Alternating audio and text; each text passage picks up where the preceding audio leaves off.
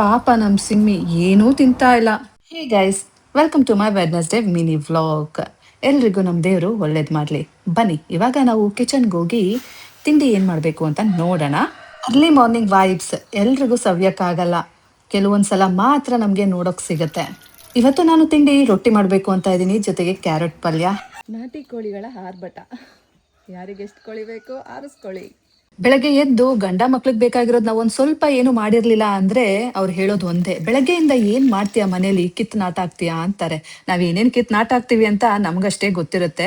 ಆದ್ರೆ ಅದನ್ನೆಲ್ಲ ಅವರು ತಿಂದಿರ್ತಾರೆ, ಮಾಡಿರ್ತಾರೆ, ಆದ್ರೆ ಅವ್ರಿಗೆ ಗೊತ್ತೇ ಆಗೋದಿಲ್ಲ. ಹೌದಲ್ಲ? ಬನ್ನಿ ಇವಾಗ ನನ್ ಗಂಡಂಗೆ ನೀರ್ ಕೊಟ್ಬಿಟ್ ಬರೋಣ. ಬೆಳಗ್ಗೆ ಎದ್ದ ತಕ್ಷಣ ನಾವು ಪೂಜೆ ಮಾಡಿ ತಿಂಡಿಗೆ ರೆಡಿ ಮಾಡ್ಕೊಂಡು ಪ್ರತಿಯೊಂದನ್ನು ಮಾಡ್ತೀವಿ. ಗಂಡಂಗ್ ನೀರು, ಮಕ್ಳಿಗ್ ನೀರು, ಆಮೇಲೆ ತಿಂಡಿ ಮಾಡೋದು, ಮಕ್ಳನ್ ಸ್ಕೂಲಿಗೆ ಬಿಡೋದು.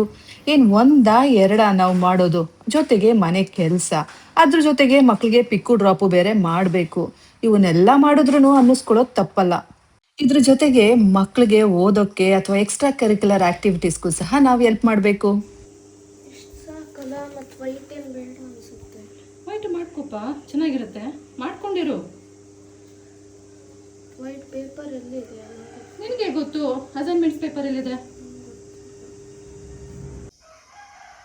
ನನ್ನ ಸ್ವೀಟ್ ಆರ್ಟ್ ಬಂದ. ಬನ್ನಿ ಇವಾಗ ನನ್ನ ಗಂಡಂಗೆ ತಿಂಡಿ ಕೊಡೋಣ. ನನ್ನ ಗಂಡಂದೊಬ್ಬನ ತಿಂಡಿ ಆಗ್ಬಿಟ್ರೆ ಎಲ್ಲಾರ್ದು ಆದಂಗೆ ಗೈಸ್. ಗಂಡನ ಜೊತೆಗೆ ಇನ್ನೊಬ್ರು ಯಾರೋ ಇದ್ದಾರೆ, ಸೊ ಅವ್ರಿಗೂ ಸಹ ತಿಂಡಿ ಕೊಟ್ಟಿದ್ದೀನಿ, ಟೀ ಸಹ ಕೊಡ್ತಾ ಇದ್ದೀನಿ. ಇವತ್ತು ಚಿಂಟು ಅವ್ರ ಅಜ್ಜಿ ಎಲ್ಲ ಹೊರಗಡೆ ಹೋಗಿದ್ದಾರೆ, ಸೊ ಹಂಗಾಗಿ ಎಲ್ಲ ನಾನೇ ನೋಡ್ಕೋಬೇಕು. ಬೇಗ ಬೇಗ ಸಾರು ಬೇರೆ ಮಾಡ್ಕೋತಾ ಇದ್ದೀನಿ, ಆಮೇಲೆ ನಮ್ಮ ಸಿಮ್ಮಿನ್ ಬೇರೆ ನೋಡ್ಕೋಬೇಕು ಅಲ್ಲ. ಸೊ ಪ್ರತಿಯೊಂದು ನನ್ನ ತಲೆ ಮೇಲೆ ಇದೆ, ಹಂಗಾಗಿ ಬೇಗ ಬೇಗ ಸಾರು ಮಾಡ್ಬಿಡೋಣ ಅಂದ್ಬಿಟ್ಟು ಈಗಲೇ ಮಾಡ್ಕೊತಾ ಇದ್ದೀನಿ. ಇದೆಲ್ಲ ಮಾಡಾದ್ಮೇಲೆ ನಮ್ಮ ಚಿಂಟುನ ಸ್ಕೂಲಿಗೆ ಬೇರೆ ತೊಗೊಂಡೋಗಿ ಬಿಟ್ಟು ಬರಬೇಕು. ಮಕ್ಳಿಗೆ ಎಷ್ಟೇ ಇರ್ಲಿ ಆಮೇಲೆ ಶಾರ್ಟೇಜ್ ಆಗ್ಬಿಟ್ರೆ ಅಮ್ಮ ಅಂತ ಹೇಳ್ತಾರೆ. ಯಾಕೆಂದ್ರೆ ಅಲ್ಲಿ ಹೋಗಿ ದಾನ ಧರ್ಮ ಮಾಡ್ಬೇಕಲ್ಲ, ದೊಡ್ಡವರು ಅಂತ ಅನ್ನಿಸ್ಕೋಬೇಕಲ್ಲ. ಹಂಗಾಗಿ ಎಕ್ಸ್ಟ್ರಾ ಶೀಟ್ಸ್ ಬೇರೆ ತಗೊಂಡು ಹೋಗ್ತಾ ಇದ್ದಾನೆ. ನಮ್ ಸಿಮಿ ಅಂತೂ ಉಪವಾಸ ಸತ್ಯಾಗ್ರಹ ಮಾಡ್ತಾ ಇದೆ, ಏನ್ ಕೊಟ್ರು ತಿನ್ನಲ್ಲ. ಸೊ ಸುಸು ಮಾಡ್ಸೋಣ ಅಂತ ಕರ್ಕೊಂಡ್ ಬಂದೆ. ಇವಾಗ ನೋಡಿ ಅವನ್ಗೆ ಮೊಟ್ಟೆ ಬೇಸಾಕೋಣ ಅಂತ ತಗೊಂಡು ಹೋಗ್ತಾ ಇದ್ದೀನಿ. ಆದ್ರೆ ಅದನ್ನು ಸಹ ಅದು ತಿನ್ಲಿಲ್ಲ. ಕೊನೆಗೆ ಚಿಂಟು ಅವ್ರ ಅಜ್ಜಿ ಹೇಳಿದ್ರು ಗ್ಲೂಕೋಸ್ ತಿನ್ನುತ್ತೆ ಅಂತ. ಸೊ ಗ್ಲೂಕೋಸ್ ಕೊಟ್ಬಿಟ್ಟು ಸ್ವಲ್ಪ ವಾಟರ್ ಕೊಟ್ಟೆ, ಅದನ್ನ ಮಾತ್ರ ತಗೊಂತು. ಏನ್ ಮಾಡೋದು ಹೇಳಿ, ಪಾಪ ಅದು ಯಾರನ್ನ ಕೇಳುತ್ತೆ.